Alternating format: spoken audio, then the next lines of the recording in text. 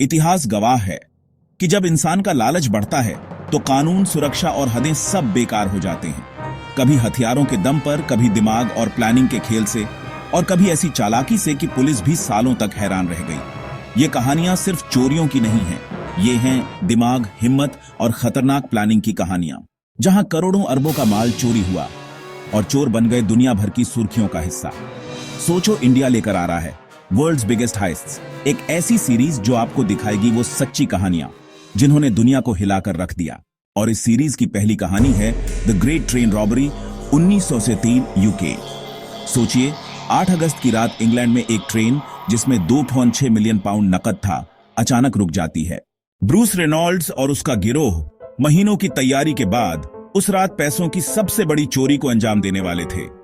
उन्होंने ट्रेन रोकने, ड्राइवर को काबू में करने और नकदी को सुरक्षित ठिकाने तक पहुंचाने का ऐसा मास्टर प्लान बनाया कि ब्रिटेन की पुलिस भी सालों तक इस डकैती से हैरान रही। आज हम आपको दिखाएंगे कैसे यह डकैती हुई, किसने योजना बनाई, कैसे पुलिस ने जांच की और किस तरह फरार हुए अपराधियों की कहानी आज भी रोमांचक बनी हुई है। 1961 की गर्मियों में ब्रिटेन में एक ऐसी डकैती हुई जिसने पूरे देश को हिला दिया। इसे आज तक द ग्रेट ट्रेन रॉबरी के नाम से जाना जाता है। यह कोई साधारण चोरी नहीं थी, बल्कि एक ऐसी योजना थी जिसे बड़े ही होशियारी और महीनों की तैयारी के बाद अंजाम दिया गया। 8 अगस्त 1961 की रात ग्लासगो से लंदन जा रही रॉयल मेल ट्रेन अपने रास्ते पर थी। इस ट्रेन में न सिर्फ पत्र और पैकेट थे, बल्कि उस समय लगभग 2.6 मिलियन पाउंड नकद भी मौजूद था, आज के हिसाब से अरबों रुपए की कीमत। इस गिरोह का सरगना था ब्रूस रेनॉल्ड्स और उसके साथ थे Gordon Goody, Charlie Wilson, Buster Edwards, Ronnie Biggs, Roy James, Brian Field और बाकी साथी। ये सभी अनुभवी अपराधी थे जिन्होंने पहले भी बैंक डकैतियां और चोरी की वारदातें की थीं। गिरोह को एक अंदरूनी सूत्र से पता चला था कि अगस्त के पहले हफ्ते में ट्रेन में असामान्य रूप से बहुत नकदी भेजी जाएगी। इसके बाद शुरू हुई महीनों की तैयारी। उन्होंने ट्रेन का रूट, समय और सिक्योरिटी को समझा। सबसे बड़ी चुनौती थी ट्रेन को रोकना। इसका हल मिला रेलवे सिग्नल। डकैतों ने तय किया कि बकिंगहैमशायर इलाके में ब्राइडगो ब्रिज के पास ट्रेन को रोका जाएगा। यहां से पास ही सड़क थी जहां वे अपने ट्रक खड़े कर सकते थे। प्लान यह था कि सिग्नल में छेड़छाड़ करके लाल बत्ती जलाई जाएगी, जिससे ड्राइवर को ट्रेन रोकनी पड़े। 8 अगस्त की रात सब कुछ प्लान के मुताबिक हुआ।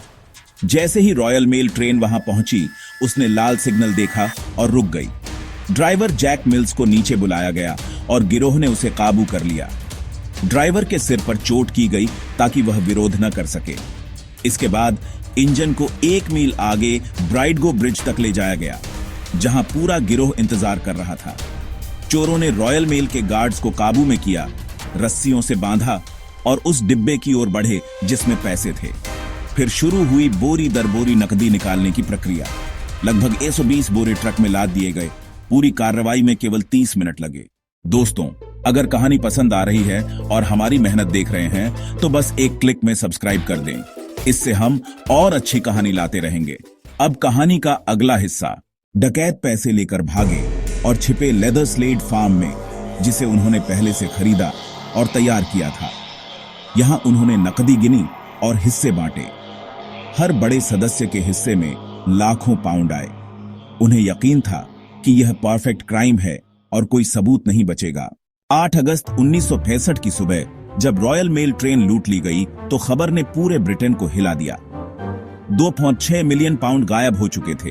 अखबारों की सुर्खियां चिल्ला रही थीं, ब्रिटेन्स बिगेस्ट हाइस्ट। सरकार पर दबाव था और पुलिस पर यह डकैती सुलझाने की जिम्मेदारी थी। डकैतों ने सोचा था कि उनका प्लान परफेक्ट है, लेकिन लापरवाही ने उन्हें पकड़वा दिया। चोरी के बाद वे लेदर स्लेड फार्म में छिपे थे और वहीं पैसे बांटे थे। फार्म छोड़ते वक्त उन्होंने उसे जलाने या पूरी तरह साफ करने का समय नहीं लिया। जब पुलिस ने इलाके की खोजबीन शुरू की तो उन्हें यह फार्म मिल गया। अंदर जाकर जांच की तो हैरान रह गए। वहां खाने पीने के पैकेट, सोडा की बोतलें, कपड़े, दस्ताने और उंगलियों के निशान मिले। यही सबसे बड़ा सबूत बना। फार्म से मिले दस्तानों और चीजों पर कई अपराधियों के फिंगरप्रिंट थे। उस समय फिंगरप्रिंट जांच ब्रिटेन पुलिस का सबसे मजबूत हथियार थी। इन निशानों को अपराधियों के पुराने रिकॉर्ड से मिलाया गया और कई नाम सामने आ गए, जैसे गॉर्डन गुडी, बस्टर एडवर्ड्स और टॉमी विस्बी। पुलिस ने रेलवे कर्मचारियों से भी पूछताछ की।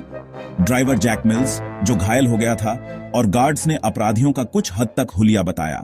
इसके अलावा कुछ स्थानीय लोगों ने भी उस रात फार्म और इलाके में अजीब हरकतें देखी थी।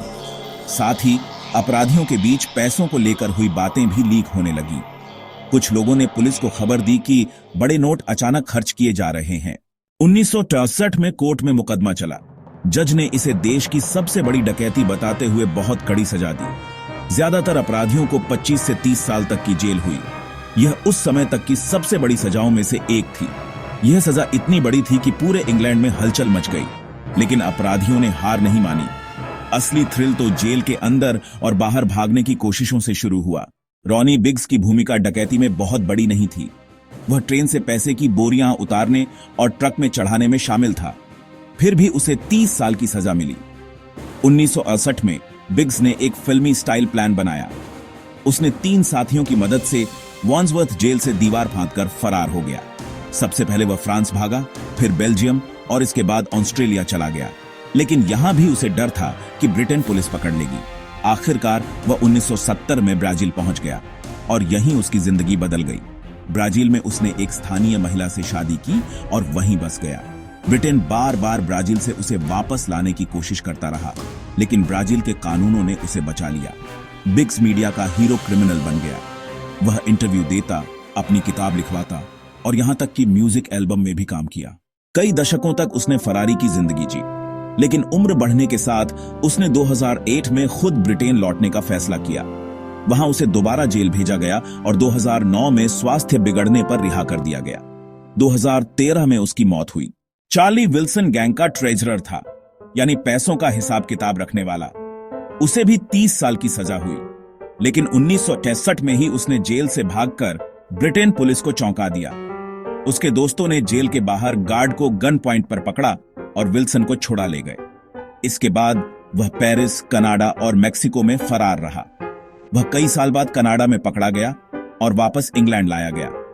अपनी सजा काटने के बाद वह स्पेन जाकर बस गया, लेकिन 1990 में ड्रग माफिया से दुश्मनी की वजह से उसकी हत्या कर दी गई।